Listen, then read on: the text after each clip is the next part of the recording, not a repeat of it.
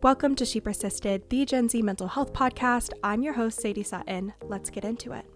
I'm curious if you guys have experienced this as well. Maybe it's with school, maybe it's with things with your mental health, where it's like you have resources available. You know if you do the thing, you'll have the better outcome. And it's not that you're like lazy or you don't want to do the thing or it's extra work, but it's literally you being like, I should be able to do this by myself.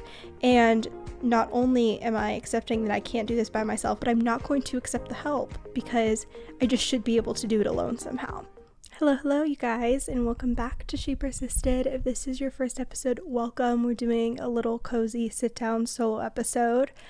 I don't think I've done a solo episode since I've graduated college, and I'm now working full-time as a clinical research assistant, 9 to 5, busy bee up in here, and so still getting adjusted to the new schedule and what's working as far as balancing the podcast, still some social media clients, and then my full-time 9 to 5 research job. So once everything is all coordinated and set up and in a good flow, we'll of course do an episode on post-grad jobs and routines and habits, what's been helpful, what hasn't.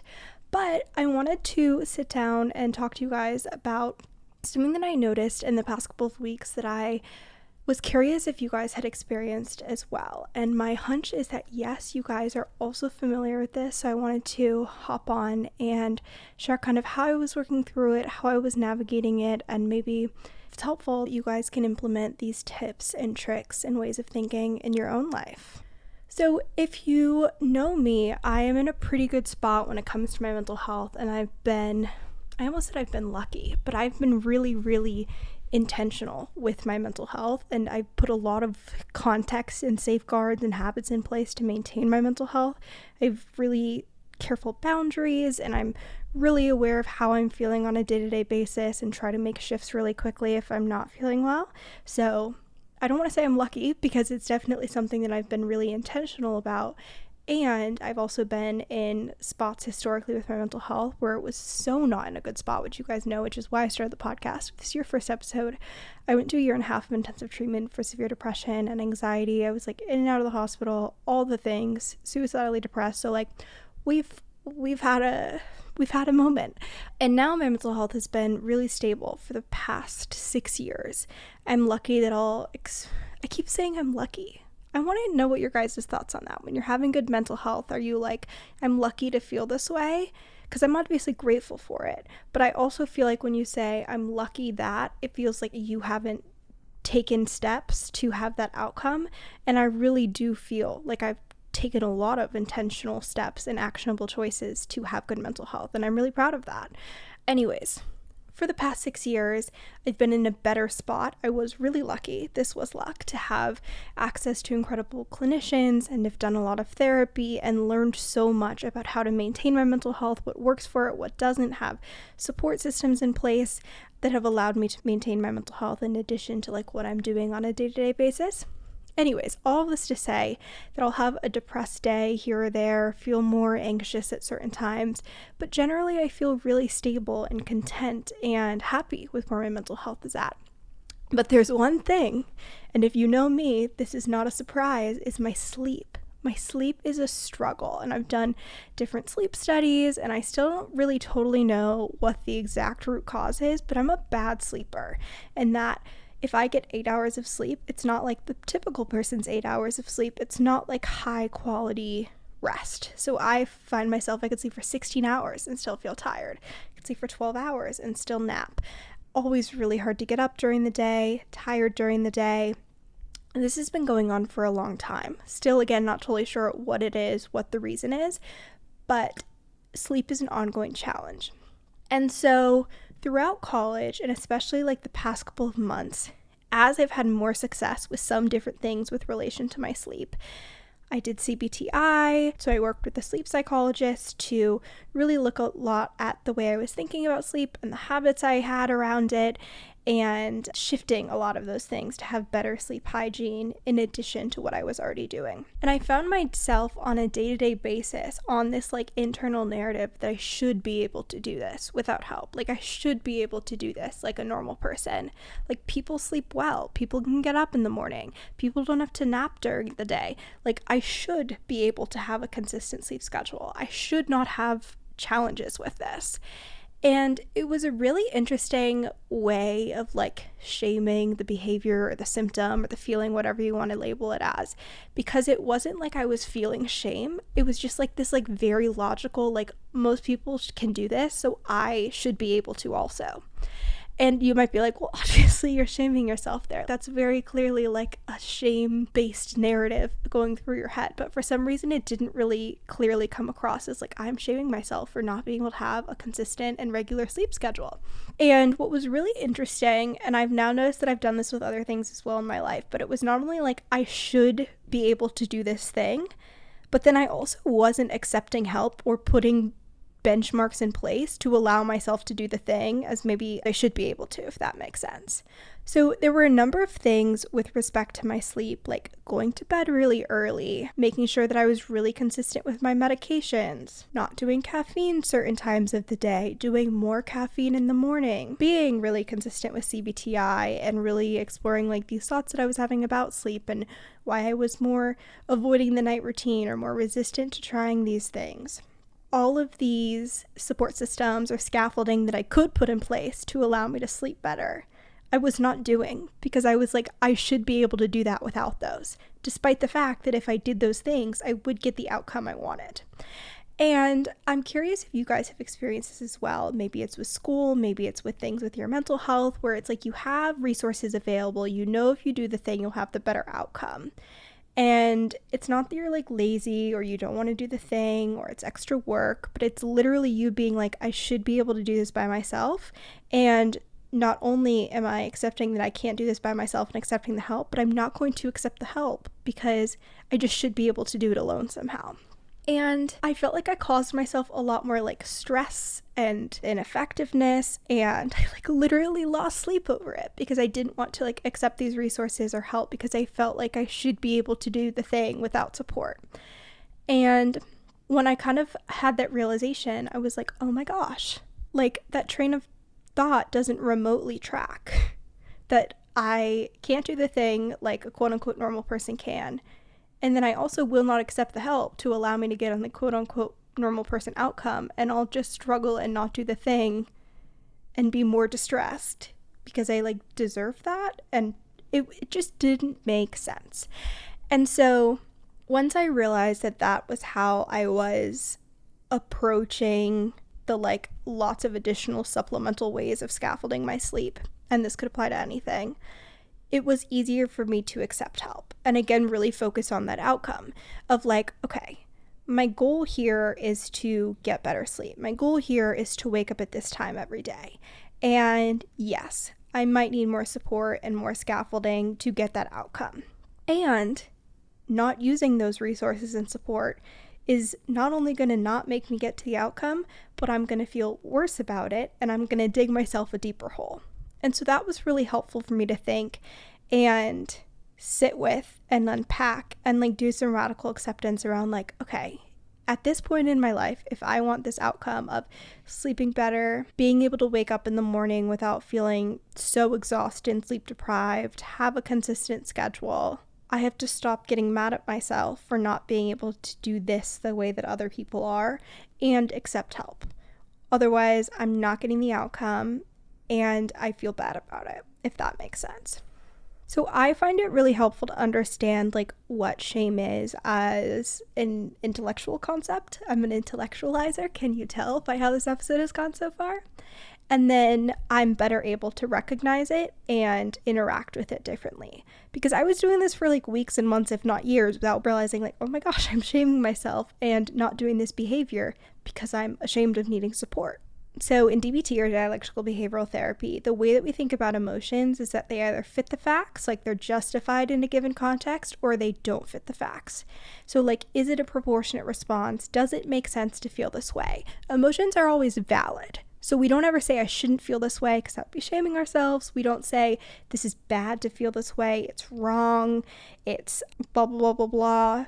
It's always valid. We always feel those things. We create space for them. It makes sense given the context, but sometimes the amount of the emotion we're experiencing doesn't fit the facts. Maybe it's disproportionate.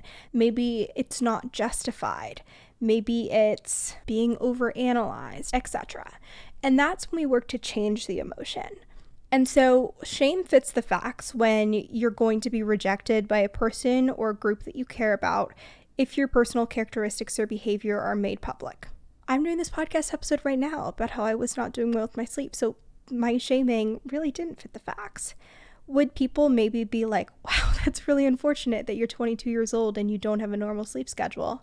I mean, maybe, but would my family and my friends and the people whose opinions I care about reject me and excommunicate me and treat me differently if I was like, I really struggle with my sleep and I need to put a lot of scaffolding in place to allow myself to have a somewhat normal sleep routine and not be constantly exhausted? No. And I also, what's interesting about this like internal shaming was I had the lived experience to know that. Like, my family's supportive, my friends are so patient and supportive. If you guys are listening, whenever I go MIA for a bit because I'm napping, they're always so sweet and kind and understanding. One time, sophomore year of college, I was sleeping for not literally 48 hours, but at like odd hours during a 48-hour period, so I wasn't responding to like FaceTimes and texts from my friends. And my sweet, adorable friends Alice and Bianca, if they're listening, showed up at my front door to like literally be like, are you alive? We haven't heard from you all weekend. Like, what is happening? And I was like, I'm sorry guys, I was just sleeping. I was very tired. Anyways, so I had the lived experience to know that like the shame doesn't fit the facts. Like, I won't be rejected or humiliated based on this thing. And yet I was still shaming myself. So it's interesting that like even when we know logically or we have the lived experience to support the fact that we won't be rejected, we still hold ourselves to that higher standard and are like more sensitive about what's embarrassing or shameful. So in this context, it's not effective to feel this shame. It doesn't make sense given the situation, and it's preventing me from getting the outcome I want, which is having a good night's sleep, having a consistent sleep routine, accepting the resources and skills that are at my disposal. So DBT, opposite action for shame, are, oh my god, you guys, wait. This is a funny moment. I'm literally doing the opposite action to shame with this podcast episode, which I just didn't even realize until I'm recording it. Such a DBT slay, which is making public your personal characteristics or your behavior with people who won't reject you, which is you guys, the lovely She Persisted community. I know you guys will not reject me or shame me or make fun of me because I'm like, my sleep is a hard thing that I have to work very hard at to keep consistent. And speaking to that experience and being like, I not only struggle with this thing, but I'm thinking about it in this way that's like really even more ineffective, and it's causing me distress and embarrassment or whatever it is. So speak to it. If you want to send me a voice memo or a message or comment below the episode what it is you're struggling with, put it out there. I'm here to support you. I'll respond. Be there as a good listener, validating. Other She Persisted listeners also do the same if you see any messages or comments. So A, put a voice to it. Name it to tame it is what we say with shame. And B, repeat the behavior causing the shame over and over and over again. So like for me, I was like, I shouldn't need this scaffolding and resources to have a good sleep routine. So I'm going to use all the scaffolding and resources and support to have a good sleep routine until it's normalized. And I'm like, this is working great. And I can use these and I can set all my alarms and have my really early night routine and take my melatonin at the same time every night and drink my multiple coffees in the morning. And that's like normalized in what happens and doesn't feel shameful or like odd or like I should be doing something differently. Then there's another level of this, which we call all the way opposite actions for shame, which is not apologizing or trying to make up for what's happening. Like, so sorry, I'm drinking my third cup of coffee for the day. I'm a bad sleeper, which I do this. If like you have ever been around me IRL and I'm like, I'm a bad sleeper, like, sorry, like I told my friend who we carpooled to work and I was like, if for whatever reason you ever don't see me by the time we're supposed to leave for work, go without me. I probably didn't wake up. Like, I'm so sorry, and it's not on you, it's a me thing. Like, apologizing for things that haven't even happened yet, which also I feel like is an effective thing to like set expectations. And I take accountability. It's not on someone else. So that I also do feel is like an effective expectation boundary communication to set. Not apologizing for like, I have to go to bed early and like I can't do that tonight because like I have work tomorrow and I need to be really consistent about my routine, or I'm going to be exhausted if we go and do that thing after class because it takes me X amount of time to like wind down, do my night routine, etc.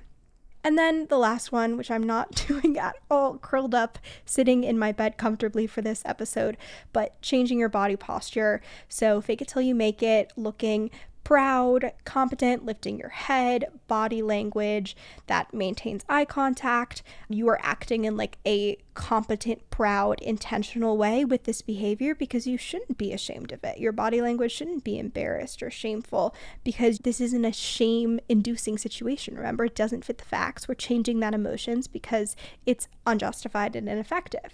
So like I said, like if I am late for work because I don't use my support systems to get myself up on time and get rested enough that I can wake up for my alarm in the morning, I should feel guilty because I've made a commitment and I have a responsibility and I'm letting others down. So in that situation, you do act in accordance with the guilt, but not always with the shame, if that makes sense. So in that situation, you make public the behavior. So you like explain, I have a really challenging time with my sleep. Normally I do all these things to try and set myself up for success and make it as easy as possible for myself to have a like seamless, easy morning routine and not feel sleep deprived. This is like something I'm struggling with. Being vulnerable about that, apologizing for the behavior, taking full accountability. I didn't wake up on time. I didn't follow the routine that allows me to be successful in waking up in the morning. I scrolled on TikTok instead of going to bed. I didn't put my book down. I didn't start my night routine early enough, whatever it is. Repair the transgression. So what harm did you cause in this situation? Like I was late, which means that I missed out on the first 30 minutes of work. So I'm going to stay 30 minutes later. I caused someone else to have to take over my workload because I was late and they had to cover for me. I'm going to cover for that person and apologize and make up the same amount of work for them, etc. Repairing the trust. How long do you have to show up for work on time until that person doesn't see you as someone who's not reliable or consistent or able to show up and trust that when you say you'll be there on time. Then you commit to avoiding that mistake in the future to them and to yourself that like you will be there on time and you will wake up and that's not something that they have to worry about. And then accepting the consequences gracefully. Are you fired? Is there like a pay doc? Do you have to apologize? Do you have to reschedule something, stay late, whatever it is, right? You accept those consequences because the guilt is justified based on those actions. You take accountability. And then the all the way opposite actions for shame when you do feel guilt. So like you should be guilty, behaviorally something was ineffective, you committed a transgression, but we're not shaming ourselves because like you did something wrong, but you as a person are not wrong, right? Like that's guilt and shame. I should have clarified that earlier, but it's a good thing to be aware of. So guilt is I did something wrong, shame is I am wrong. So we can do something wrong, but that doesn't mean that we're wrong or bad as people. So we can do all the behaviors to make reparations for doing something wrong, but that doesn't mean we want to endorse these like thoughts and feelings that we as a person are wrong and bad. So the other two things that you do is forgive yourself, acknowledging the causes of your behavior. Like you guys can hear me being like, I didn't set my alarm. I didn't get to bed early enough. I didn't stop scrolling on TikTok. Not I am a bad person. I am lazy. I don't know how to wait. Like, right? Like it's what were the external things that led to this? And then we let it go. We move on. We keep going with our lives because it's not going to change the outcome. It's not going to change the relationship or the behavior to continue to sit in it and stew with that thought, behavior, thing, whatever it is. And this is something that I do feel I'm really good about, is letting it go. Being like, nothing is going to change at this point. We just keep moving forward and giving yourself that grace. So what am I doing now moving forward? I am doing all those things with the opposite action and over the top opposite action for the shame in this context. So I'm talking about it. I'm not apologizing. I'm doing the behavior of like putting the scaffolding in place, using my sleep hygiene routine and not feeling ashamed that like I need an early bedtime and lots of structure and support and I can't just sleep for 3 hours and be fine the next day. I'm being really mindful of how I'm thinking about my sleep, knowing that like, okay, in the past, this is an emotional vulnerability, that like things around my sleep are not only really challenging, but I have a lot of feelings around them. Like I'm more predisposed to feel ashamed or guilty or angry, whatever it is. So when I'm having thoughts and feelings about sleep, I'm paying a lot more attention to them, and I'm having more awareness around like, okay, like what's the root fear there? What's the feeling? What's the thought and why? And then unpacking that, checking the facts. If it's justified, we continue on our way. If it's not justified, we do opposite action. So I hope that you guys are not also struggling with your sleep because it's not a fun thing to navigate. But I do hope that this was helpful if there's something else that you keep shoulding and shaming yourself about, to understand how to be more aware of that and how to navigate that in a really like self-compassionate and effective way, and to get the outcome that you want, right? So if you're also in that position, I hope that it was helpful to kind of unpack, intellectualize that a little bit, and understand how you can kind of counteract those feelings and thoughts and get out of our own way, because I feel like that's something I do a lot, and I'm sure you guys can relate to that as well. So if you liked this little like mini solo where we just reflected on things and thoughts, let me know. If you want to name it to tame it and send me a message, a DM, an email, anything to let me know what it is that you're working on feeling less shame about, let me know. I'd love to be a listening ear there to support however I can. I really do hope this was helpful. I want to do more episodes at some point on shame and do like a book club episode on like Brene Brown's episodes and her work, because it's such an interesting thing. And I think that's one of the things I struggle most with my mental health, which is why it's popping up here with something as inconsequential as sleep, is shame. And like really internalizing and attaching our behaviors and our feelings to like us as people. So more episodes on that coming at some point, but I want to do more solos for you guys now that I'm not as intellectually drained from classes and exams and work, and having a little bit more mental bandwidth, which is exciting. So if you guys have any requests for solo episodes or things you want to hear on the podcast, let me know. I hope this was helpful, and I hope you guys have a great week, and I will talk to you next Thursday. If you enjoyed this episode of She Persisted, make sure to leave a review, subscribe, and share with a friend or family member. Follow along at She Persisted Podcast on TikTok, Instagram, YouTube, and more for bonus content. Thanks for listening, and keep persisting.